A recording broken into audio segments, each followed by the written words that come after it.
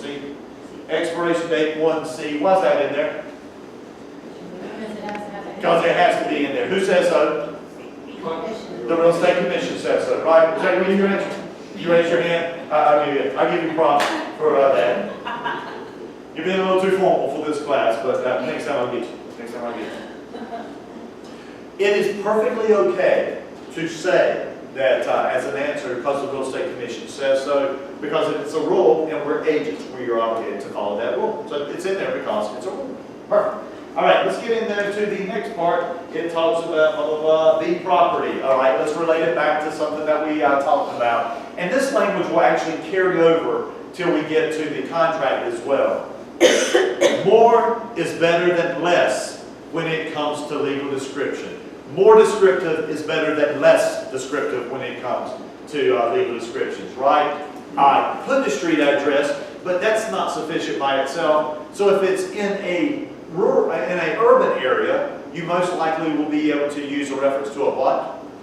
To a plat, reference to a plat. If it's in a rural area, you may end up having to use reference to a previously recorded what? Deed, which probably has a legal description in it. You could always have a surveyor come out and survey the property and attach it. You'll see other in there, see attached survey or something like that. It even gives you a spot in there for a PIN number, PIN property identification number. Okay, more is better than less. Lot number, PIN number, Lot number. Well, remember when you see lot number, you typically see that as reference to a plat. Lot 5, Lot 6, Happy Hill subdivision. But a PIN number is literally just like a multiple digit number. It's more of the PIN numbers are more of tax codes, okay? They're more for tax purposes.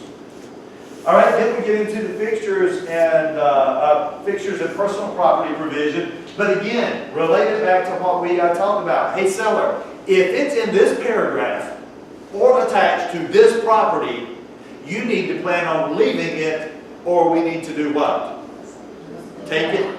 You can list it or you can take it down, okay? Remember, this is the listing presentation, so you can start this conversation about how fixtures are going to go. The same language that's in the listing agreement will be the same fixtures that are in the contract. Go ahead and prepare your seller for that. Make sense? Okay? Personal property, not as big a deal on the listing because they can always change their mind later if they decide to throw in a refrigerator or washer or dryer, whatever, okay? Let's get to something important here. Home warranty, well that's not it. Home warranty, you'll learn about these in the field. Sometimes it's helpful for the seller to buy a home warranty if they're competing against new homes. Sometimes it helps older homes compete against new homes if they'll throw in a home warranty. Not worried about it for test purposes. List price. I don't want to spend a ton of time talking about list price, but I do want you to understand how specific that is. First of all, seller, what would you like to list a house for? Well, somebody turned in a contract to me the other day. See if you can tell me what's wrong with it. And your immense real estate knowledge, see if you can tell me what's wrong with this. An agent took a listing, and in the list price they put to be determined. See, y'all picked up on it. I'm not sure why she did it. Okay, contracts are based on specific terms. To be determined is not a specific term. That listing agreement that she went through all that effort for is not binding. If that seller wanted to, they could go just do business with another agent anytime they want to until she corrects that. Terms need to be specified, okay? Now, not only the price, but look at some of the other things it's asking you. Hey seller, would you be willing to accept cash? I bet they will. I bet they'll accept cash. Conventional, most sellers will consider conventional. FHA, VA, this could depend on the property, to be honest with you. Some sellers will say, well, do you think I should take FHA and VA? Well, you know, as soon as that property qualifies for it, I think you should absolutely consider it, okay? I'm telling you, a VA offer, if you have no other offers on the table, looks pretty dadgum good. If you have 6 offers and 5 of them are cash, maybe the VA doesn't look quite as good, but having said that, good gosh, I'm considering, keep your options open. So yeah, I would consider it unless there's some compelling reason not to. Now, notice that there's also something out there to talk about loan assumption or seller financing. Now, we haven't really talked about this in this class, but having said that, these are fairly rare. Assumptions and owner financing are fairly rare. So most sellers are not going to accept that. The reason that that's important, and it's only modestly important for you guys right now, is remember, you've earned your compensation when a full term offer has been presented. So in other words, if a buyer offered full price, but he said, I need the seller to finance half of that. If the seller doesn't agree to seller finance it, you haven't brought a full term offer, so you're not entitled to compensation yet. Unless the seller agrees to accept it. Then you earn your compensation. Make sense? So list price, there's some pretty good information. Pretty good information in there, in the field. That's going to be highly important for you. Now we're getting into compensation. Let's talk about some serious stuff. Now we're talking about compensation. Okay. In regards to compensation, first of all, I want to talk to you about 3 ways that agents can get paid. I don't think I have those words up there. So please write these in your notes on your slides. What? Okay. We'll go to about 12:15. Is that okay? Is anybody leaving? I think everybody's okay.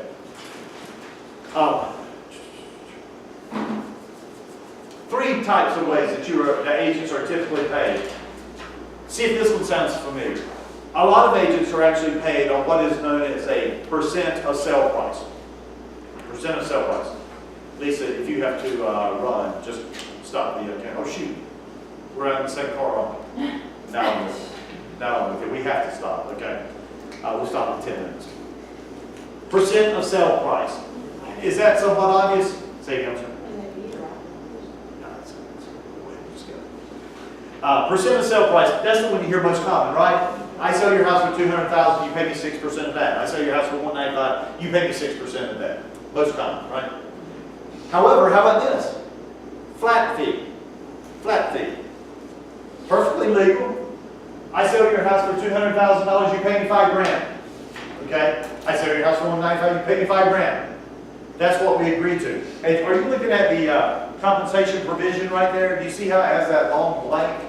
You can make it say whatever you want to, as long as it doesn't violate public policy. Okay, you can't put in there 100 pounds of meth as payment because I think that's illegal. But assuming that you're not breaking any laws, you can put whatever you want to there. Okay. There's another one that I want you to write down. I doubt seriously if you'll ever use this, but it's not illegal in North Carolina. It's what's called a net fee or a net listing. NET. And what happens in a net form of compensation is the agent receives anything above an agreed upon net. Agent receives anything above an agreed upon net price.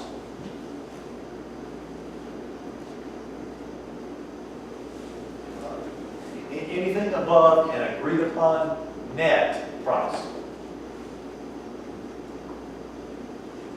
And the explanation is, I mean, the way you wrote it down is actually more difficult to recognize than just visualizing it. So here's what happens in a net listing.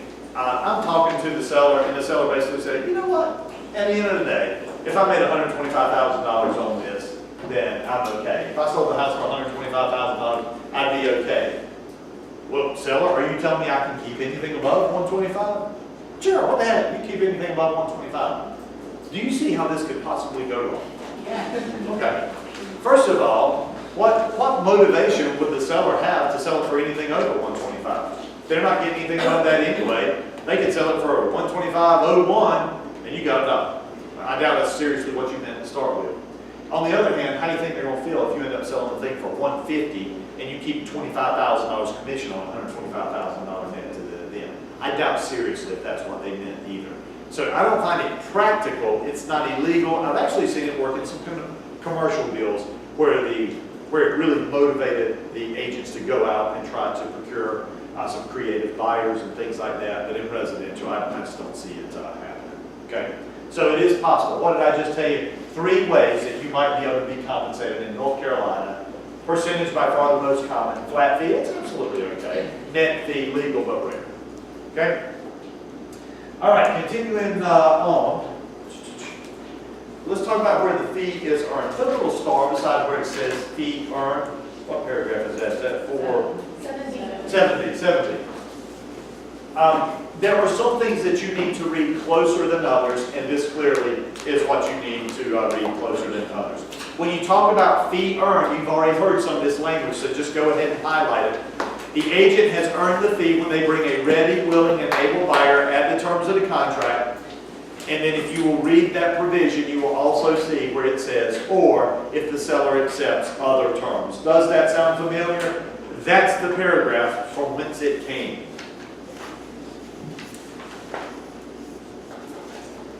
Now there's something else I want you to look at in this paragraph. Let me see if I can get the paragraph number correct. It's 7B3. Do you see 7B and then 3 little i's? Okay. I want you to put a small star beside that, and this is really a vocabulary word to you, okay? If you were to read that paragraph closely, here's what it says. If after, don't write this down yet, we'll give you an opportunity to write it down in a second. If after the listing has expired, because remember, listing agreement has to have an expiration date, right? A buyer who I showed the property comes back within X number of days. You see that blank on there? That's what I mean by X number of days. I would normally put like 90 days in there or something like that. If a buyer who I showed the property to during the time that I had the listing comes back within the next 90 days, I'm still entitled to compensation even though the listing agreement has expired. This is what you're writing down. This clause is what is known as the extender or override clause. The extender or override clause. Extender or override, as far as I'm concerned, they're interchangeable. You actually see it in the paragraph. You actually see it referred to as the protection period clause as well. But extender or override is by far the most common ones that you hear. So if the seller has a listing with somebody else, they don't have to. Okay, let's talk our way all the way through this. First of all, do you understand the reason that the extender clause exists? I mean, come on, sellers are not stupid. You know, if I have a 6-month listing and it's the 5th month, 3rd week, that seller might cozy up to a buyer and say, hey, you come back 2 weeks from now, I can sell this thing to you at a much better deal where we both come out better off. To avoid that, the extender clause was put there so that sellers can't hold out to circumvent paying their agent a commission. That's why it was put there. Does that make sense to you? Okay. Now, Gabriella asked Giselle, I'm sorry. Where did I get Gabriella from? Giselle, okay. Giselle or Giselle, with an A on the end? Her question was, well, what happens if they list with another agent?